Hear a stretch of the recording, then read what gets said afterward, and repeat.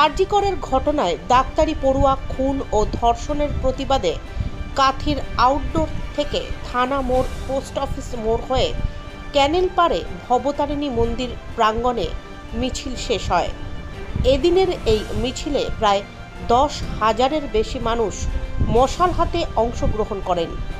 প্রথম সারিতে ছিলেন রাজ্য তৃণমূলের মুখপাত্র তন্ময় ঘোষ, প্রাক্তন মন্ত্রী ও বিধায়ক অখিল গিরি, পৌরসভার চেয়ারম্যান সুপ্রকাশ গিরি, জেলা তৃণমূলের সাধারণ সম্পাদক তরুণ জানা সহ কাথির বহু বিশিষ্টজন ছাড়াও কাথির পৌর কাউন্সিলররা।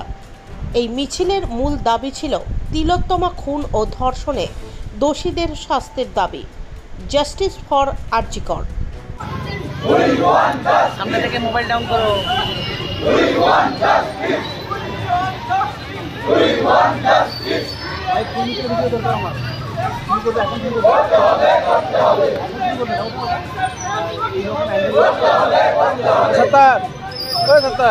উপরে উঠে উপরে উপরে উঠে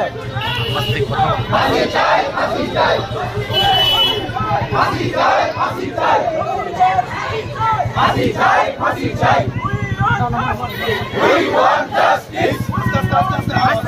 We want justice.